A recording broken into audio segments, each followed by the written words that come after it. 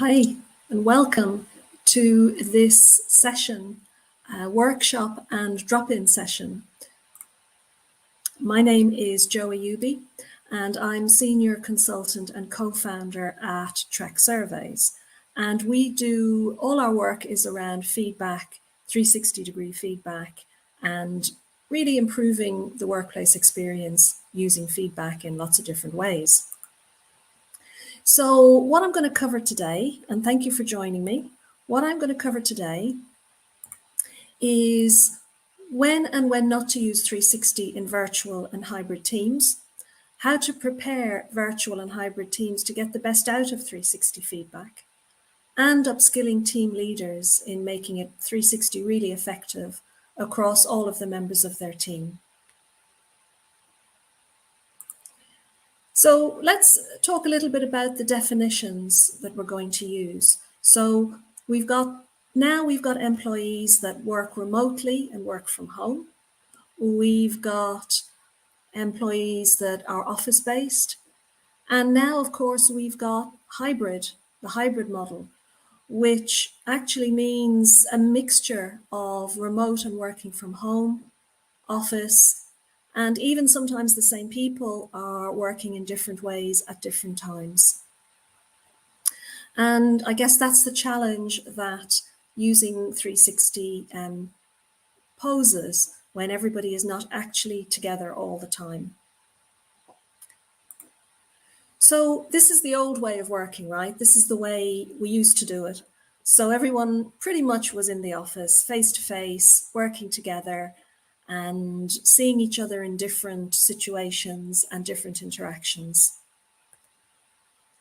Now, of course, there was also one-to-one interactions, and discussions with managers and team leaders were easier because everyone is in the same place. Of course, this is much more like what our working situations are these days. We have one-to-ones online like this with video and audio. We have so we have one-to-one discussions and we have one-to-many discussions, and we're all familiar with these discussions now, and this is kind of part of our work life. And there are also differences not only in where we are, but also when we work. So many people choose to work at different times because they can. So some people, their own preference is to work at different times of the day. So we have really quite a variety of working situations that we need to deal with and need to take into account. So the key thing, I suppose, to cover at this point is when 360 can be used in virtual and hybrid teams. And I guess my view and my experience has been that you must use it within teams who have worked together closely for at least 3 months. And that's because, as I said earlier, people are not together in the same way. Some people might be working together in the office from time to time. Often people are having online conversations. So unless they've been together and worked fairly closely together for quite a long time, as I say, minimum 3 months, I would probably not use 360 in that situation. I would also suggest the team has some shared goals. So rather than wide teams that have a lot of different goals, I would suggest that for 360 to be really effective, the team should be quite close in the goals that they have, and also have the same team leader and manager. Because again, the 360 gathers observations and interactions, and we need to have enough material in order to justify those observations that we give. Similarly, I would say not to use 360 in teams who are new, who haven't worked together for very long, for 3 months or less, who have different goals and who have different managers or leaders that they report to. And this is because there may not be enough material to make a really strong 360 feedback project for that team. Now, having said that, if we can get it right, 360 is actually a critical tool for remote or hybrid teams. Now, on the left of this screen, we have people in their little boxes, whether that's in the office, at home, or in a hybrid situation. And what we do really need to do is increase the connections between those people and the communication of how they are to work with. I mean, that's really what 360 is about. It's about measuring and observing the things that matter, how we work together and how we can do that better. So, especially in remote teams, it's very important for team leaders to understand how they're doing, how effectively they're managing, communicating, delegating and supporting their teams. Are they giving equal attention to everyone in the team? That might be something their team members don't want to tell them face to face, but with 360, they have the opportunity to do that. And if a number of people are saying that, then the team leader has to take note. So you can see how for a team leader as well as a team, having an effective 360 is actually quite important. And for team members, feedback from their colleagues and their manager is really important as well. It really increases the information and the how we can improve, how we can do better as a team. So having said that, I'm going to talk a little bit about the challenges of 360 in remote or virtual or hybrid teams. So to summarize, people are in different locations. How do we gather that feedback? There's not the same opportunity to interact with and observe. So therefore, we need to ensure the quality and consistency of the feedback. And there are a number of ways we can do that. Team leader feedback skills. So how effective is the team leader in managing that feedback? And the outcomes for team leaders as well, which I will talk about shortly.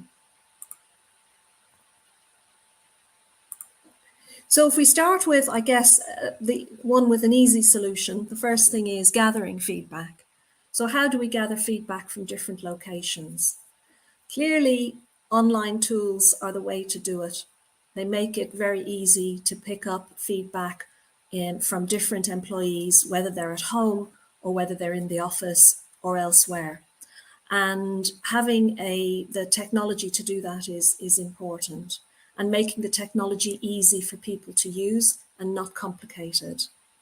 With online, tailorable feedback, everyone in the team can be included in that feedback process. And inclusion is really important. And having the right tool to share the feedback and do the feedback on is critical. Everyone needs to be included and asked in the team, especially in teams where people are in different places. We don't want to leave anyone out. So online, again, is, as I said, is ideal for this, and it provides unlimited access to the 360. And another point, if you have employees or teams in different countries with different languages, then making your 360 multi-language is another way of including people, making it feel more inclusive for them. Let me make this slightly easier. I don't know if you can see this, but here are 4 login screens on our Track 360 portal. As you can see, people can log in English, Arabic, Spanish, or simplified Chinese. And this is just one of a number of languages that's available. So again, thinking about how we can include everybody is really important.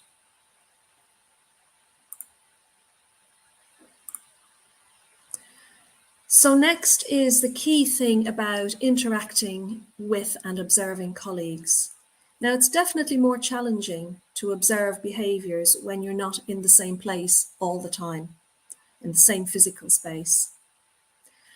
When we work in a hybrid way, we only see specific, maybe prepared behaviours. So we might see somebody once or twice a day on an online meeting or a one-to-one, rather than more spontaneously, which is how we do it when we're together. So in order for your 360 to be effective, we've got to make it about behaviours that are observable through online interactions.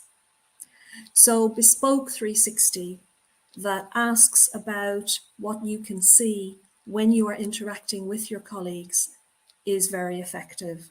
So create a bespoke 360 that's based on the type of things we can see when we interact, like clear communication, sharing information, and for managers, delegation and coaching. So we just think about the things that we can actually comment on and measure and see when we are working with colleagues across a wide range of locations and in a hybrid way. I mean, this is a good principle, specific, observable and measurable for all 360s, but it's particularly important for hybrid teams.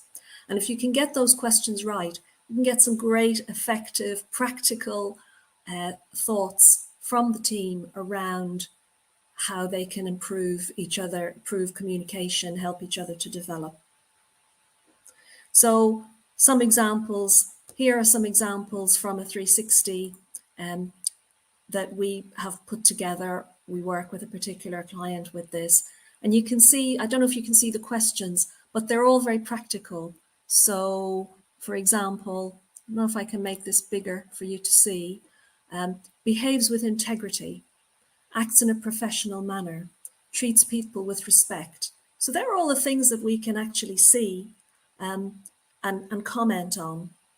Let me move my slides back again.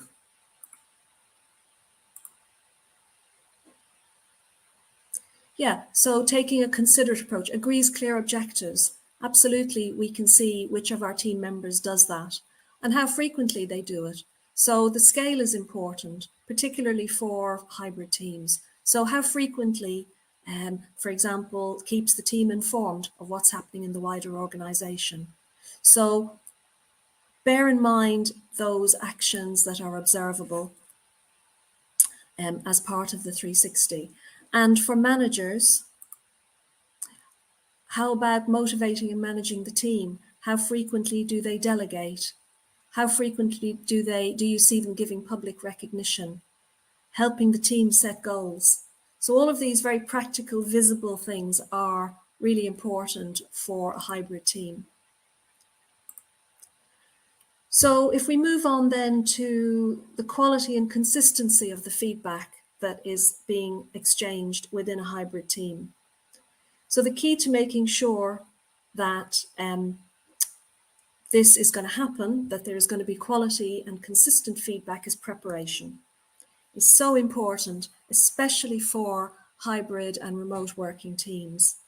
And that means sharing the questionnaires for the teams before they're actually asked to give feedback, and use it as an opportunity to get the team together, discuss what the feedback is going to be about, what the purpose is, how the feedback will be reported, and provide some briefing for both the people receiving the feedback and for the people who are going to give feedback, training on how to do it.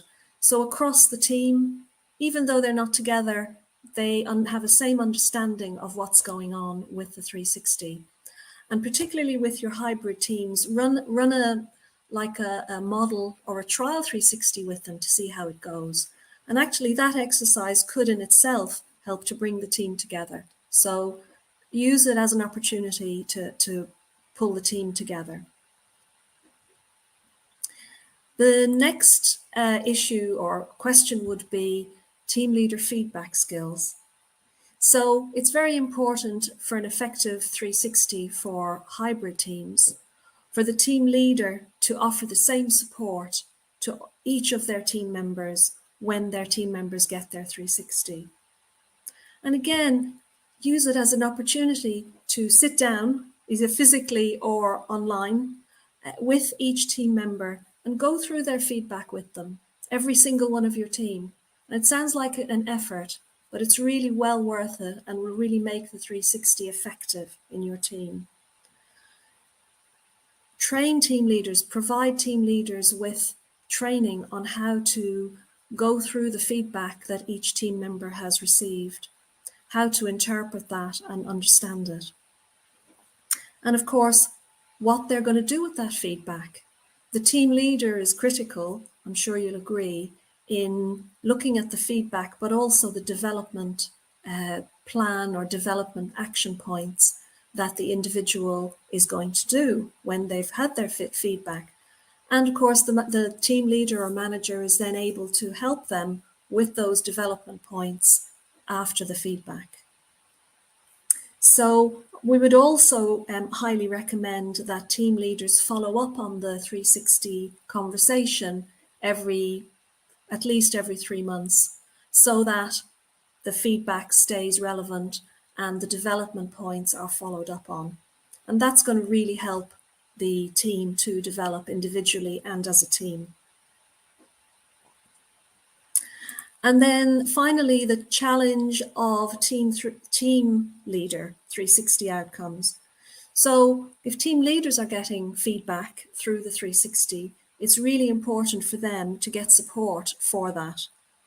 So each team leader should also have an opportunity to have a debrief on their 360 so that they understand their strengths as a team leader and areas for improvement. And for them, particularly if you're a manager and you're managing a hybrid team, it's so important to understand how you're doing. And there may be areas that you didn't even know you weren't covering. So how frequently you're talking to people, whether people are feeling included, whether you're coaching people enough. Maybe you're coaching some people, but you're kind of forgetting about other people. Maybe you think they're doing too well and they don't need coaching. The feedback might tell you otherwise. So for a team leader or manager, the 360 is vital.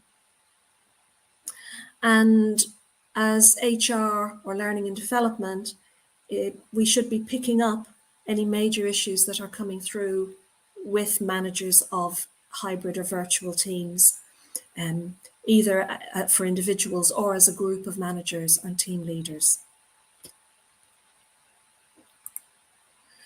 That is a quick but hopefully useful answer to the question, does 360 feedback really work in virtual and hybrid teams?